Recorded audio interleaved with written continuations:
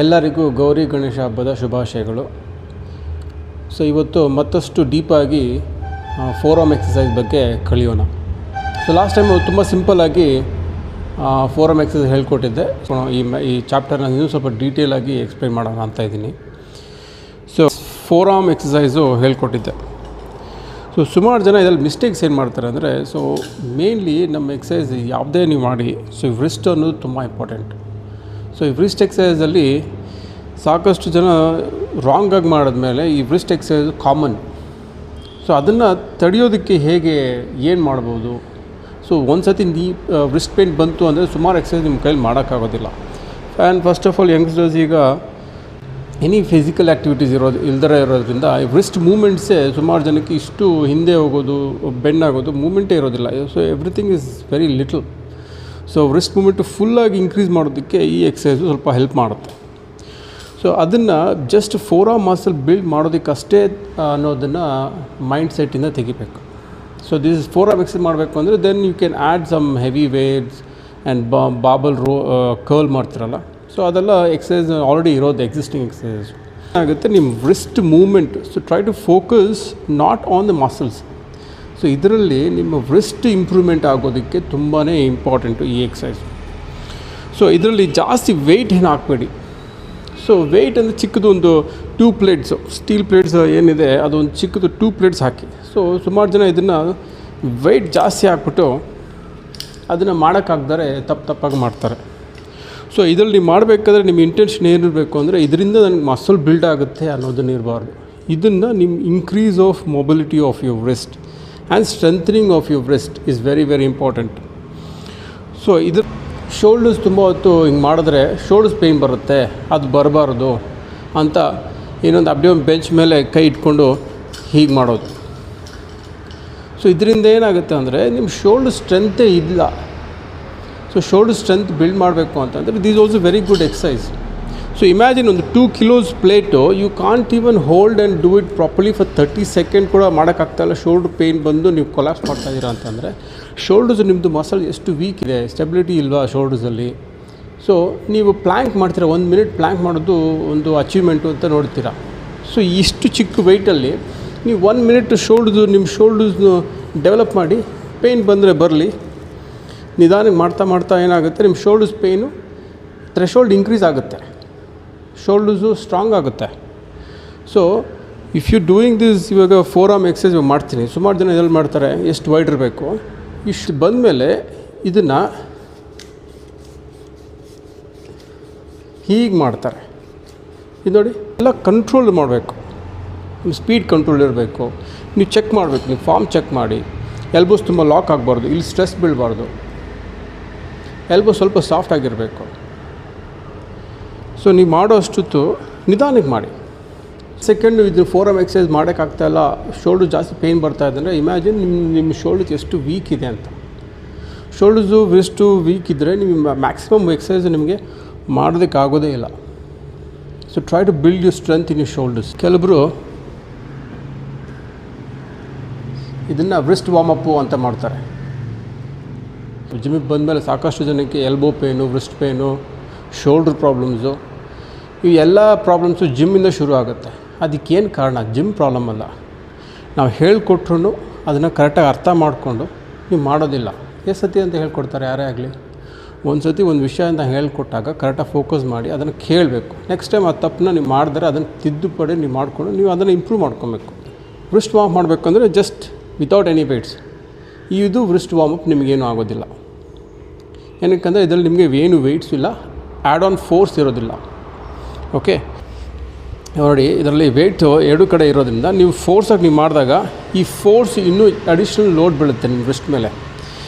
ಏಕೆ ಅಂತಂದರೆ ಇಲ್ಲಿ 2 ಬೋನ್ ಇರುತ್ತೆ, ಅಲ್ನಾರ್ ಆ್ಯಂಡ್ ರೇಡಿಯಸ್ ಅಂತ 2 ಬೋನ್ ಇರುತ್ತೆ. ಹೀಗಿರೋ ಬೋನು ನಿಮಗೆ ನೀವು ಟ್ವಿಸ್ಟ್ ಮಾಡಿದಾಗ ಏನಾಗುತ್ತೆ, ಅದು ಹೀಗಾಗುತ್ತೆ. ಮತ್ತು ನೀವು ಸರಿ ಮಾಡಿದಾಗ ಹೀಗಾಗುತ್ತೆ.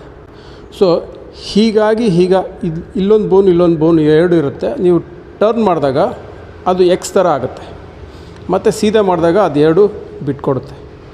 ಸೊ ಈ 2 ಜಾಯಿಂಟ್ ನಿಮಗೆ ವ್ರಿಸ್ಟಲ್ಲಿ ಕನೆಕ್ಟ್ ಆಗಿರೋದ್ರಿಂದ ಈ ಅಡಿಷ್ನಲ್ ಫೋರ್ಸ್ ನೀವು ಯಾವಾಗ ಆ್ಯಡ್ ಮಾಡ್ತೀರಾ ಅದು ನಿಮ್ಮ ಜಾಯಿಂಟಲ್ಲಿ ಎಕ್ಸ್ಟರ್ನಲ್ ಫೋರ್ಸ್ ಕ್ರಿಯೇಟ್ ಮಾಡಿ ಅದು ಪೇಯ್ನ್ ಶುರು ಆಗುತ್ತೆ. ಸೊ ಅದಕ್ಕೆ ವಿತ್ ಡಂಬಲ್ಸು ಇದನ್ನು ನೀವು ಮಾಡೋಕ್ಕೆ ಹೋಗಬಾರ್ದು. ಸಪೋಸ್ ನೀವು ಇದು ಮಾಡಬೇಕು ಅಂತಲೇ ಇಟ್ಕೊಳ್ಳಿ, ಸರಿ, ಈ ಚಿಕ್ಕ ವೆಯ್ಟ್ ಇದೆಯಲ್ಲ ಇದನ್ನು ನೀವು ನಿಧಾನಕ್ಕೆ ಹೀಗೆ ಮಾಡಿ ಹೀಗೆ ಮಾಡ್ಬೋದು. ಇದು ಕೂಡ ನಿಮಗೆ ರಿಸ್ಟ್ ವಾರ್ಮಪ್ ಆಗುತ್ತೆ.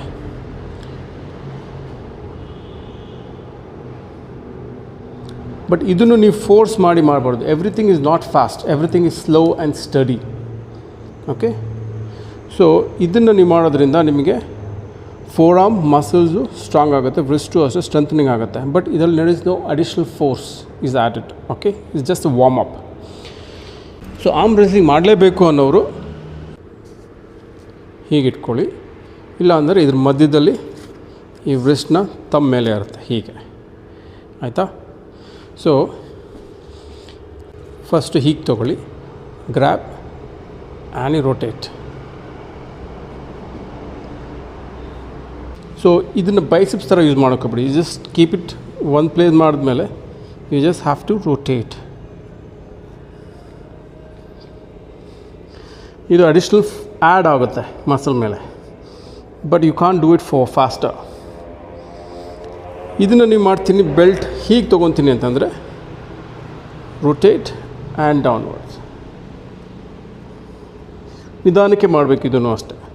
ಸೊ ಇದರಲ್ಲೂ ಅಷ್ಟೇ 2.5 ಆ್ಯಡ್ ಮಾಡಿ ಫೋರ್ ಆರ್ಮ್ ಎಕ್ಸಸೈಸು ಬಿಲ್ಡ್ ಆಗುತ್ತೆ. ಪ್ಲಸ್ ಇದರಲ್ಲಿ ಆರ್ಮ್ ರೆಸ್ಲಿಂಗ್ ಮಾಡಬೇಕಾದ್ರೆ ಎಲ್ಬೋ ಜಾಯಿಂಟ್ಸು ಇದೆರಡು ತುಂಬ ಇಂಪಾರ್ಟೆಂಟ್. ಆರ್ಮ್ ರೆಸ್ಲಿಂಗಲ್ಲಿ ಇದು ಸ್ಟ್ರಾಂಗ್ ಆಗಿಲ್ಲ ಅಂದರೆ ಎಲ್ಬೋ ಡಿಸ್ಲೊಕೇಶನ್ ಆಗುತ್ತೆ. ಸೊ ಇನ್ನೂ ಒಂದು ಫೋರ್ ಆರ್ಮ್ ಬ್ರ್ಯಾಕಿಯಾಲಿಸಿಸ್ ಅಂತ ಇಲ್ಲೊಂದು ಮಸಲ್ ಇದೆ. ಈ ಫ್ರಂಟ್ ಮಸಲ್ಲು ನೀವು ಸಪೋಸ್ ಇವಾಗ ಆರ್ಮ್ ಕರ್ಲು ಫ್ರಂಟ್ ಮಾಡ್ತೀರಾ ಅಲ್ವಾ, ಮತ್ತು ರಿವರ್ಸ್ ಮಾಡ್ತೀರಾ, ಹೀಗೆ ವರ್ಟಿಕಲಾಗಿ ಹೀಗೆ ಮಾಡಿದ್ರು ನಿಮಗೆ ಈ ಫೋರ್ ಆರ್ಮ್ ಬ್ರ್ಯಾಕಿಯಾಲಿಸಿಸ್ ಮಸಲು ವರ್ಕ್ ಆಗುತ್ತೆ.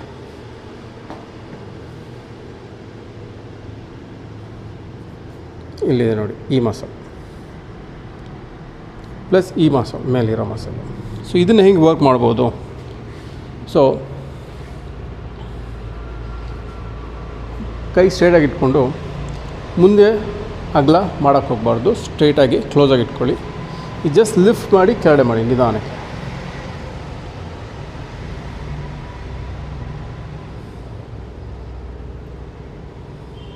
ಹೀಗೆ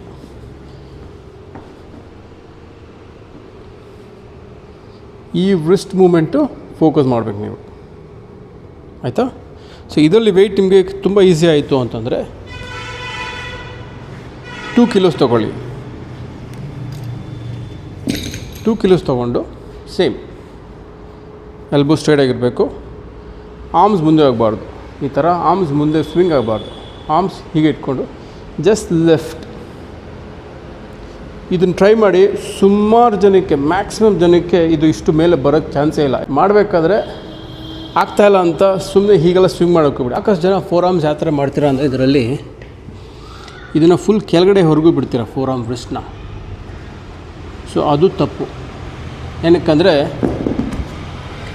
ನಿಮ್ಮ ವ್ರಿಸ್ಟು ಸರ್ಟನ್ ಅಮೌಂಟ್ ಆಫ್ ಲೋಡ್ ಮಾತ್ರ ತೊಗೊಳುತ್ತೆ, ಅದು ಇಲ್ಲೋರ್ಗೆ ಮಾತ್ರ ಇರಬೇಕು. ನೀವು ತುಂಬ ಕೆಳಗಡೆ ಬಿಟ್ಟು ಮೇಲೆ ಎತ್ತೋದ್ರಿಂದ ಜಾಸ್ತಿ ಮಸಲ್ ಬರುತ್ತೆ ಅಂತ ಅಂದ್ಕೊಳೋದು ತಪ್ಪಾಗುತ್ತೆ. ಏನಕ್ಕಂದರೆ ಇದು ಹೈಪರ್ ಸ್ಟ್ರೆಚ್ ಅಂತ ಹೇಳ್ತಾರೆ. ಹೈಪರ್ ಸ್ಟ್ರೆಚ್ ಆಗೋದ್ರಿಂದ ನಿಮಗೆ ವ್ರಿಸ್ಟ್ ಮೇಲೆ ಜಾಸ್ತಿ ಲೋಡ್ ಬೀಳೋದ್ರಿಂದ ಪೇಯ್ನ್ ಶುರು ಆಗುತ್ತೆ. ಸೊ ನೀವು ಒಂದು ಸತಿ ಗ್ರ್ಯಾಬ್ ಮಾಡಿದ್ಮೇಲೆ ನೀವು ಆದಷ್ಟು ಮೇಲೆ ತೊಗೊಂಡು ಇಷ್ಟೇ ಬಿಡಬೇಕು, ಫ್ಲ್ಯಾಟ್. ಇದನ್ನು ಸ್ಟಾಪ್ ಮಾಡಬೇಕು ಇಲ್ಲಿಗೆ, ನೀವು ಫುಲ್ ಕೆಳಗಡೆ ಬಿಡಬಾರ್ದು, ಆಯಿತಾ? ಸೊ ಇಲ್ಲಿಂದ ಸ್ಟ್ರೈಟ್ ಅಪ್ವರ್ಡ್ಸ್ ಫ್ಲ್ಯಾಟ್. ಮತ್ತು ರಿವರ್ಸ್ ಮಾಡಬೇಕಾ, ರಿವರ್ಸ್ ಆರ್ಮ್ ಮತ್ತು maximum upwards. So try to do it more up but not down.